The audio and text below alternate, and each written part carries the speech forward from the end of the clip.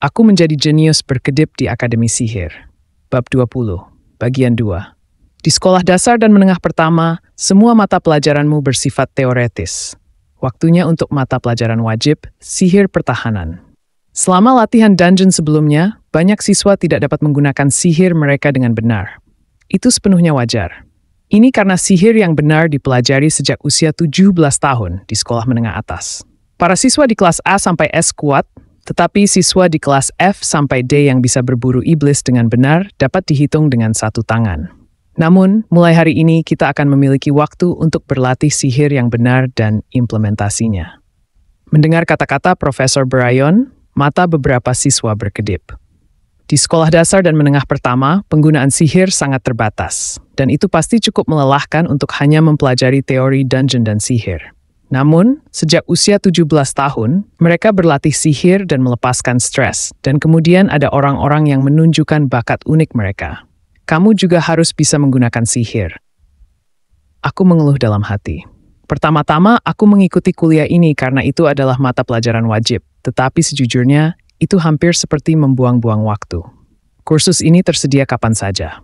Ada siswa dari kelas F hingga kelas S, karena ini adalah kelas bergerak di mana kamu bisa mendengarkan kuliah. Sebelum memulai, Bryon sudah membedakan antara siswa yang luar biasa dan yang tidak begitu luar biasa. Kamu melakukan pekerjaan yang baik dengan mengatur semua orang berdasarkan nilai. Bahkan, siswa kelas bawah pun mampu belajar, tetapi akan jauh lebih baik untuk citranya jika dia fokus pada siswa kelas B sampai S, yang memiliki potensi untuk naik lebih tinggi di masyarakat. Ayo, mari kita semua angkat tongkat sihir kita. Saat para siswa mengarahkan tongkat sihir mereka ke udara, Profesor Bryon menjelaskan, dulu ada zaman ketika sihir bersifat imajiner. Pada masa ketika pertahanan ditentukan oleh kehendak mereka sendiri, para penyihir bertahan dari serangan musuh hanya dengan mengeluarkan mana secara sembarangan. Bryon dengan lembut menggoyangkan tongkat sihirnya. Tapi tidak lagi. Lingkaran sihir biru melayang di depannya. Lingkaran kompleks milik profesor itu berspesialisasi dalam sihir pertahanan. Perisai sihir itu seperti selembar plat besi yang kompang camping. Dimungkinkan untuk lebih meningkatkan kekuatannya dengan menambahkan rune yang terkait dengan pertahanan seperti kuat, keras, tangguh, tahan lama, dan kokoh. Menghitung dan melantunkan rumus sihir yang semakin solid dalam waktu singkat adalah kunci untuk pertahanan. Lalu ayo kita semua lakukan. Perisai sihir. Dengan lantunan para siswa, cahaya biru berkedip dari segala arah.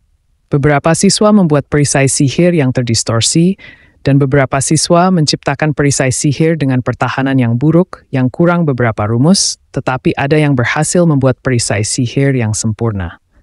Mereka entah mendapat pendidikan awal di keluarga atau merupakan siswa berbakat. Kowazen, meskipun ini kelas pertamamu, perisaimu hampir sempurna. Bagus sekali. Lesrian, kamu juga bagus dalam hal ini. Haha, terima kasih. Terima kasih. Bryon melihat para siswa dari keluarga bangsawan dan memuji mereka banyak. Meskipun perisai sihir mereka sebenarnya tidak begitu hebat, menemukan pendukung yang dapat diandalkan dalam masyarakat sihir sama sulitnya dengan mengambil bintang di langit malam. Dan karena Bryon adalah rakyat biasa, dia perlu diingat oleh siswa bangsawan. Aku tidak percaya profesor ini masih ada di Stella. Oh, aku benar-benar benci anjing. Aku akan mengambil kelas pertahanan profesor lain.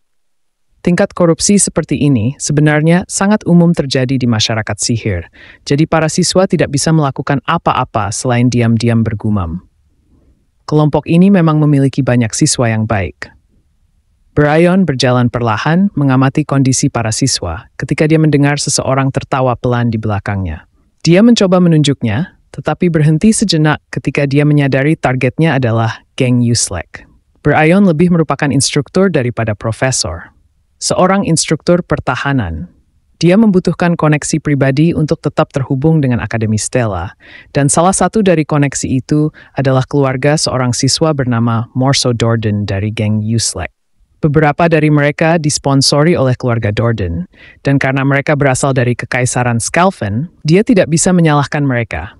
Jadi, Bryon mendekati mereka dan memaksakan senyum yang semanis mungkin. Kalian ada apa? Oh, Profesor. Lihat siswa itu di sana. Haha, kenapa dia tidak melakukan apa-apa? Bukankah kamu setidaknya harus memberinya hukuman? Apa? Saat Brian mengalihkan pandangannya kembali ke senyuman Yuslek dan Morso, dia memperhatikan seorang siswa bernama Baek Yusol yang berdiri diam dan tidak melakukan apa-apa. Ya, sayangnya itu adalah aku.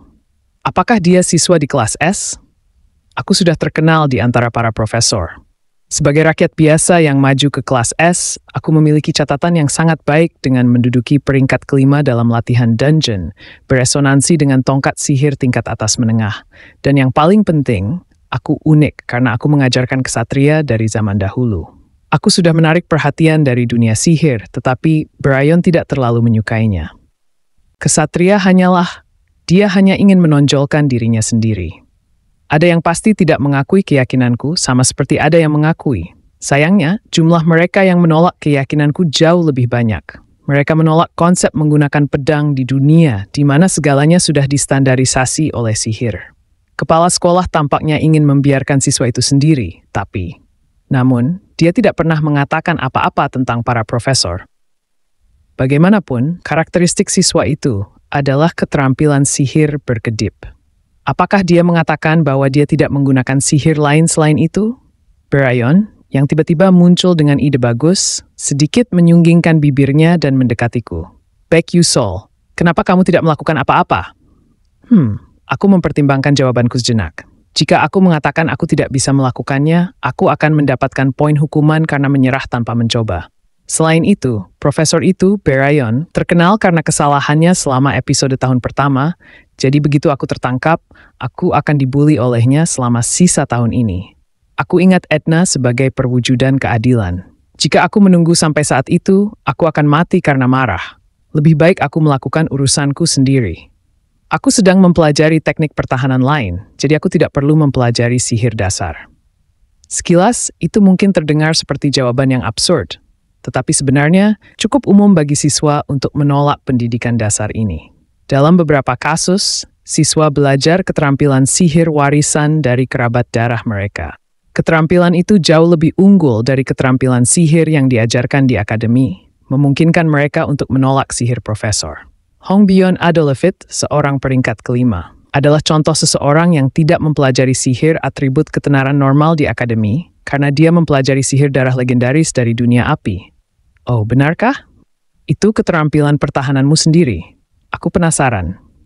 Namun, cerita itu hanya berlaku untuk siswa dari keluarga terkenal. Apa yang akan terjadi pada otoritas pengajaran jika semua siswa menolak kelas profesor dengan dalih sihir warisan?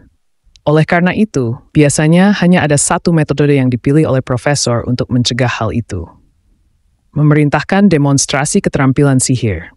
Kalau begitu, untuk memberi contoh kepada siswa lain dengan teknik pertahanan hebat itu, bagaimana kalau naik ke podium dan mendemonstrasikannya sendiri?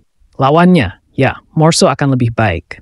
Dan demonstrasi sihir biasanya dilakukan sebagai pertarungan.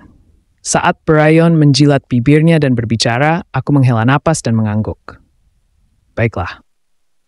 Itu bagus sekali. Ini juga merupakan kesempatan yang sangat baik untuk menguji teknik pertahanan yang telah aku latih dengan Argento selama beberapa hari.